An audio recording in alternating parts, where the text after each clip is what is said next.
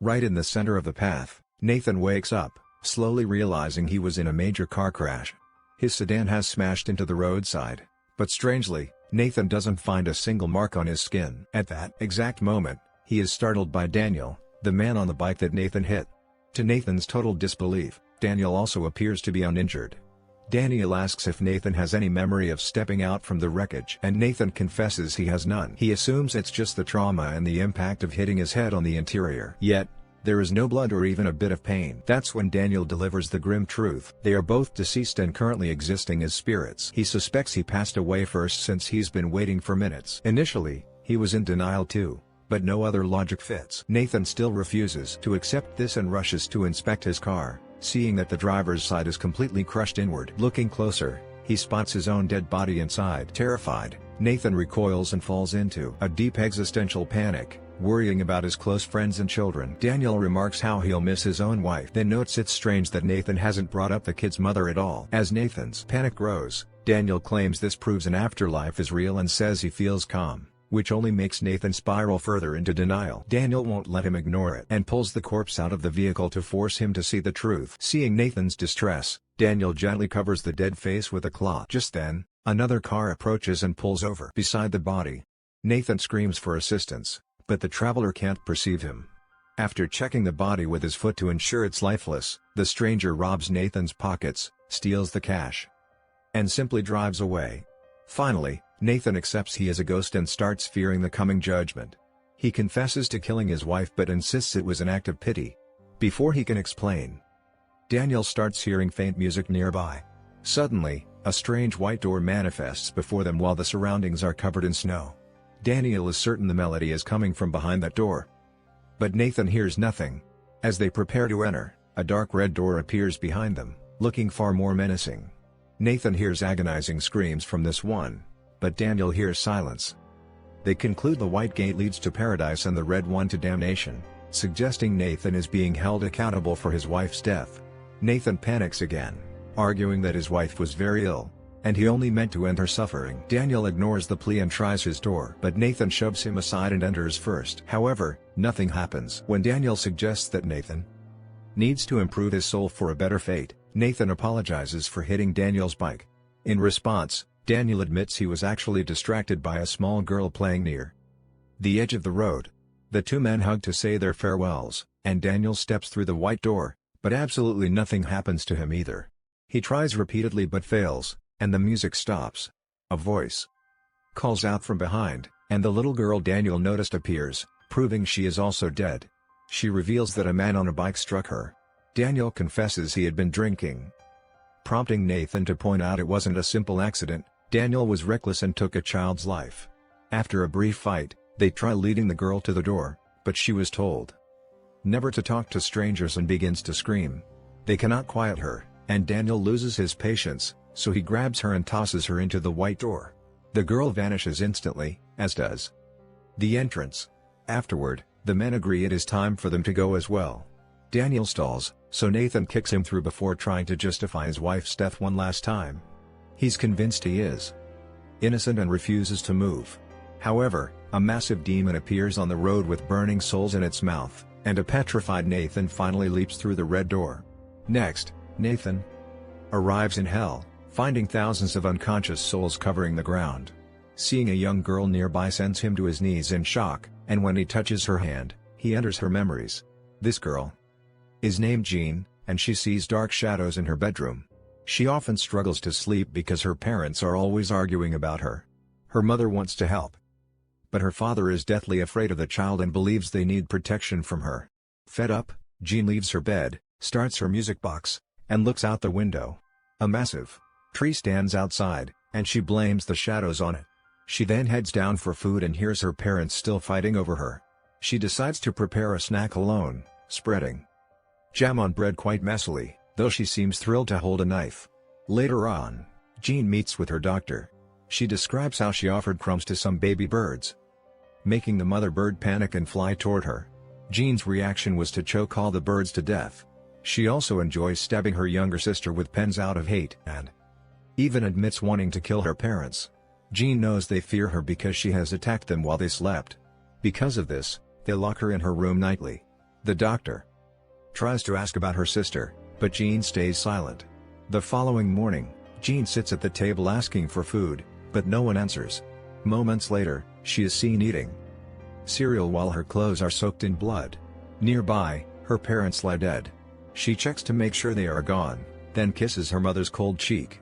Next, she makes more jam sandwiches and enters the basement, which looks like a massive cavern. She feeds her friend Tony, a strange and deformed humanoid. Jean believes Tony murdered her parents, though he denies it. While he eats, Jean tells him that since her parents are dead, he can move upstairs. Now Tony explores the house, amazed by the feeling of warm sunlight, something he's never seen. Jean leads him to the bath and shows him how to use the tub while she puts on her mother's makeup and jewelry. Tony is again surprised by the sensation of clean water on his skin. Shortly after, Tony dresses in the father's clothes, and Jean asks for help moving the corpses. But first, she wants to stage a special goodbye. Using her dark imagination, Jean puts on a play with her parents' bodies in the crowd. She acts out the story of having no breakfast, imagining the audience laughing at her. Then she uses a chain to pull Tony onto the stage, claiming he is the murderer and must die.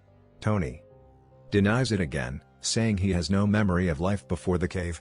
Jean makes her imaginary crowd vote for his death, and Tony is forced onto a stool to hang himself.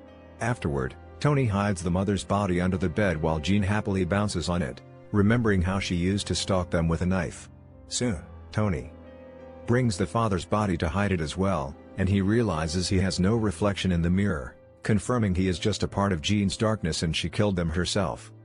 Since neither can cook, they eat cereal and jam bread for lunch. Just then, the doorbell rings, and Jean finds the mailman outside. He requires an adult signature, so Jean calls for Tony, but he doesn't come.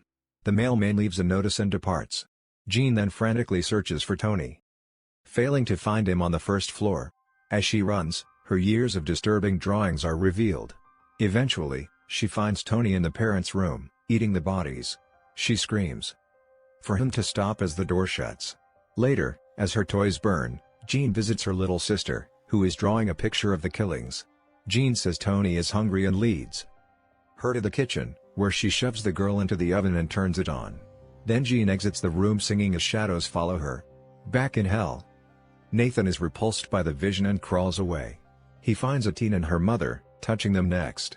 The mother is Julia, and in the memory, she is making tea while trying not to break down. She calls for her daughter, but there is no reply. Then she sees a dried blood stain on the table. Trying to clean it only makes her feel worse. Still in denial, Julia goes to the bathroom to lift her daughter's body from the tub, which is filled with red water. She sobs as Chloe is moved like a doll, and eventually brought to the dining table. Julia prepares breakfast and talks about a potential holiday together. A flashback from the day before shows Chloe in the bath trying to stall for time. Julia entered and told her to move faster because they couldn't be late for school again. Later at breakfast, Chloe listened to her mother arguing on the phone while staring at a blade. Memories of being bullied at school flooded her mind, making her miserable. A small cut from the knife made Chloe's finger bleed, creating the mark on the table. When it was time to go, Chloe tried to say she couldn't take it and wanted to stay home, but Julia said she just needed more time to make friends. Chloe cried, calling the school a living hell, but Julia thought she was just being dramatic. In the present, Chloe's body slips from the chair and the cat starts licking the wound. Julia chases the pet away and puts Chloe in a wheelchair while ignoring her phone. She snaps and says they are leaving on a trip, before rushing to her room to pack while having a breakdown. Next, she wraps Chloe in a blanket and promises she loves her, even if she wasn't always there. Julia also says Chloe never has to go back to school because she'll be homeschooled. When Julia opens the door to leave, she is stunned to see it blocked by a brick wall. This sparks a flashback of Chloe hiding in a bathroom stall while other girls kicked the door and called her names. Their threats forced her out, and they shoved her into the mirror, insulting her before making her kneel. The girls forced Chloe to lick their shoes while filming it. Returning to the present, it's clear the wall was just her neighbor, who had come by after hearing a scream. A frantic Julia says they are going on vacation and tries to end the talk, but the neighbor notices her odd behavior and enters, finding Chloe's body. Moments later, Julia is driving away with the corpse in the front seat. She cries while recalling the day Chloe was born, promising a better future. Julia begs Chloe to speak, and finally, the truth hits her, so she closes Chloe's eyes. This distraction causes her to crash into a tree. As a vision shows Chloe dying in the tub and her mother finding her, Julia wakes up covered in blood as firemen break into the car. She fights them, not wanting to leave her child, while some rescuers pull Julia away. The others find Chloe and declare her dead, assuming the crash killed her. Chloe is put in a bag as Julia continues to scream. In hell, Nathan covers the women's bodies and collapses, exhausted by the grief. At that moment, the devil appears, saying he will lead Nathan to his torment. Nathan again tries to explain his wife had MS, but the devil notes she was mentally unstable and never asked for death, so Nathan had no right. Then the devil leads Nathan to a new area, explaining that the first stage of hell is isolation so souls can forget their past and become nothing but spirits of agony and hopelessness. Nathan enters a new door and finds a dark room with other bodies. The devil says this isolation lasts 4,000 years, a small fraction of the pain to come. As Nathan panics, the devil shuts the door. Suddenly, a blanket moves and a rotted soul named Billy emerges. Billy sees Nathan as a new toy and attacks, beating his head and tossing him around. Nathan falls to the floor as Billy continues the assault until Nathan stops moving. Then Billy screams in anger, realizing he went too far and destroyed the soul, forcing it to be reborn. In the world, a mother gives birth to a boy while the devil tells Billy that by sending a soul back, he has created the Antichrist.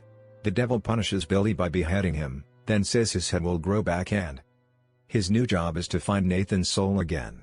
Later, Billy appears in the infant's room,